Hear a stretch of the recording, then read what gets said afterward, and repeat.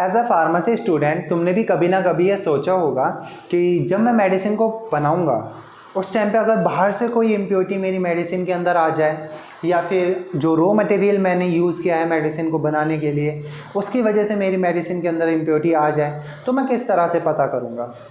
तो इन सभी इम्प्योरिटी का पता करने के लिए फार्मास्यूटिकल इंडस्ट्री के अंदर कुछ टेस्ट बनाए जाते हैं। इन टेस्ट की हेल्प से हम पता करते हैं कि हमारी मेडिसिन के अंदर इम्प्योरिटी है या नहीं है, या है तो कितने अमाउंट में है।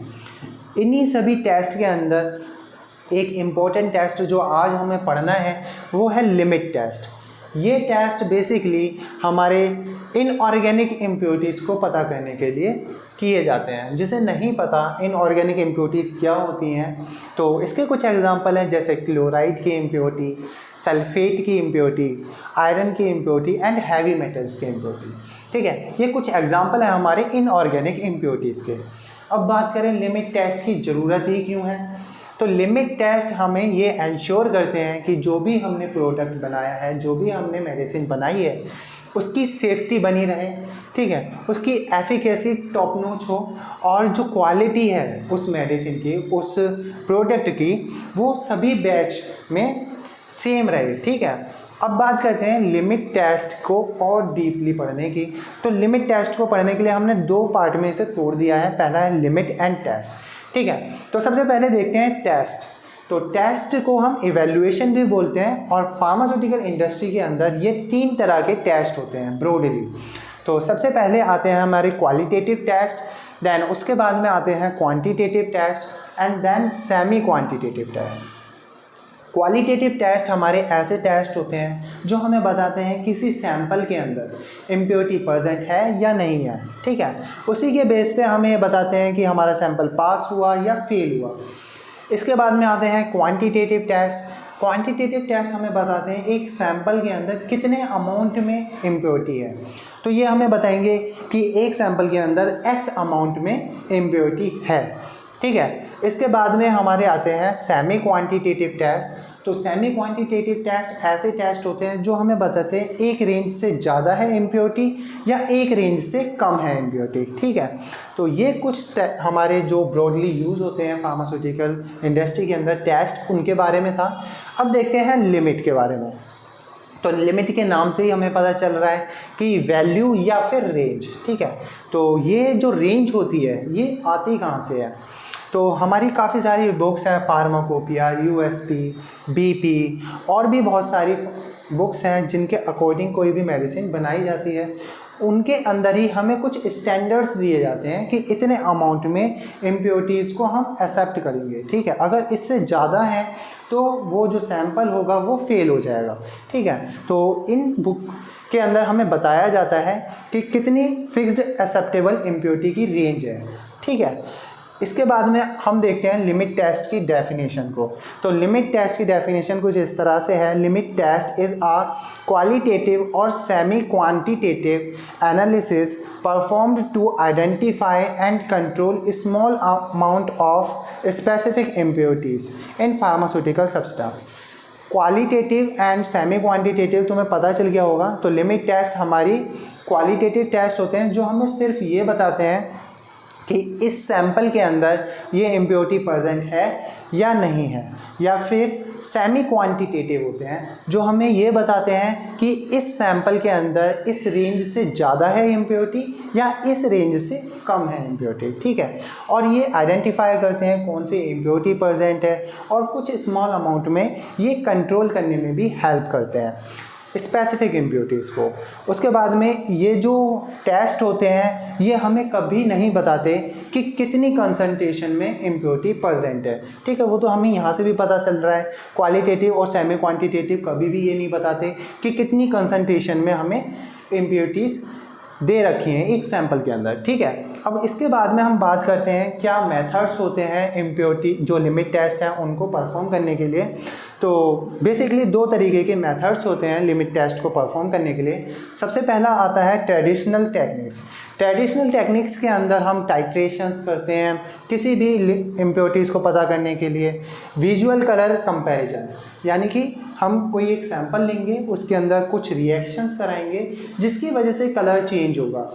उसको हम इवेल्युएट करेंगे, स्टैंडर्ड्स के साथ में कंपेयर करेंगे, जिससे हम पता करेंगे कि इसके अंदर इम्प्योरिटी है या नहीं है। ठीक है, इसके बाद में कुछ प्रेसिपिटेशन की टेक्निक्स होती हैं जिसकी हेल्प से हम इम्प्योरिटी के बारे में पता करते हैं।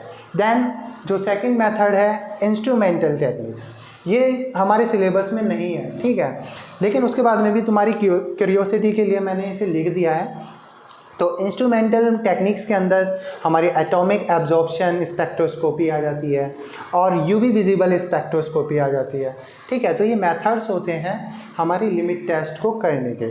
इसके बाद में हम देखेंगे किस तरीके से लिमिट टेस्ट को परफॉर्म किया जाता है, कुछ एग्जांपल्स देखेंगे और कितने टाइप्स के लिमिट टेस्ट होते हैं, है ना, ये सारी चीज़ें हम देखेंगे। तो तब तक के लिए ये तुम एक बार नोट कर लो, उसके बाद में हम वो भी स्टार्ट करते हैं। तो स्टार्ट करते हैं नेक्स्ट पार्ट इसका। तो इसके अंदर हम देखेंगे कि किस तरीके से लिमिट टेस्ट को हम परफॉर्म कर सकते हैं। बहुत ही ज़्यादा इजी है लिमिट टेस्ट को परफॉर्म करना, बस हमें 2 सॉल्यूशन को प्रिपेयर करना है। पहले सॉल्यूशन को हम बोलेंगे test solution and second solution को हम बोलेंगे स्टैंडर्ड सॉल्यूशन। तो दोनों ही सॉल्यूशन बनाना बहुत ज़्यादा इजी है। इसके बारे में हमें फार्माकोपिया, बीपी, यूएसपी, इन सभी के अंदर हमें बताया जाता है कि किस तरीके से हमें test solution and standard solution को प्रिपेयर करना है।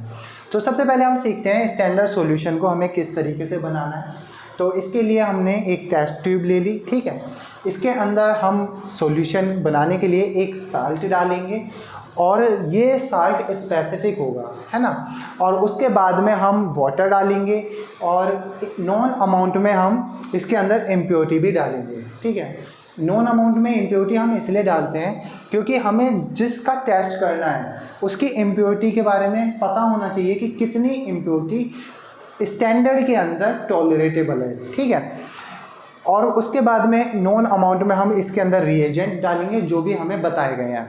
उसके बाद में वॉल्यूम मेकअप कर लेंगे और हमारा सॉल्यूशन तैयार है स्टैंडर्ड। इसके बाद में हम बनाते हैं टेस्ट सॉल्यूशन, सेम स्टैंडर्ड की तरह ही हमें बनाना है। इसके अंदर हमने साल्ट को यूज़ किया था, एक स्पेसिफिक साल्ट जो हमें फार्माकोपिया के अंदर बताया गया था।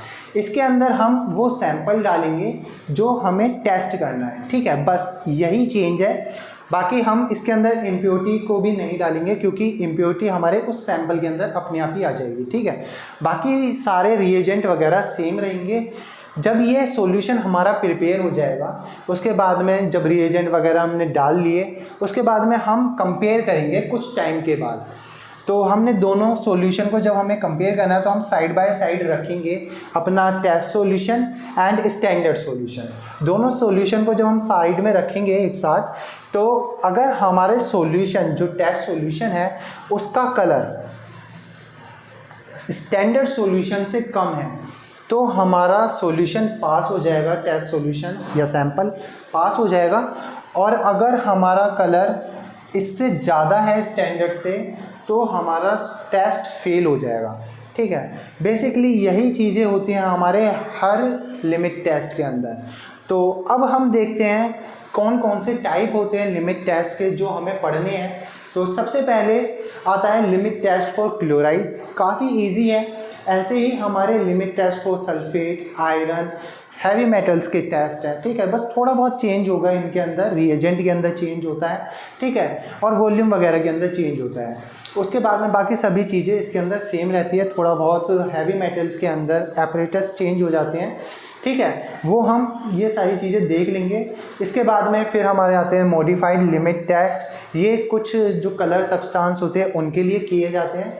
देन इसी के साथ में हमारा लिमिट टेस्ट ख़त्म हो जाता है। और अगर हम देखें इसके अंदर कुछ क्वेश्चंस होते हैं जो जनरल बच्चे परेशान रहते हैं कि जो लिमिट टेस्ट होता है क्या वो सभी तरीके की इम्प्योरिटी के लिए होता है। तो इसका आंसर है नहीं, बिल्कुल भी नहीं होता, क्योंकि ये जो टेस्ट है स्पेसिफिकली कुछ इम्प्योरिटीज़ की को ही चेक करने के लिए बनाया गया है। जैसे इनऑर्गेनिक इम्प्योरिटीज़ के अंदर हमारी आयरन की इम्प्योरिटी, क्लोराइड की इम्प्योरिटी, सल्फेट की इम्प्योरिटी, ये जो इम्प्योरिटी हैं हम लिमिट टेस्ट के साथ में पता कर सकते हैं। इसके बाद में दूसरा क्वेश्चन होता है कि जो लिमिट टेस्ट होता है और कहाँ पे यूज़ किया जाता है फार्मास्यूटिकल इंडस्ट्री इसके अलावा। तो लिमिट टेस्ट हमारी फूड इंडस्ट्री के अंदर यूज़ किया जाता है, एनवायरमेंटल इंडस्ट्री के अंदर यूज़ किया जाता है, कॉस्मेटिक के अंदर भी ये यूज़ किया जाता है। तो बेसिक यही था हमारी लिमिट टेस्ट के बारे में। सो इसी के साथ में हमारा ये टॉपिक ख़त्म होता है। आगे कभी नेक्स्ट लेक्चर में मिलेंगे एक और इम्पोर्टेंट टॉपिक के साथ। Till then take care, thanks for watching.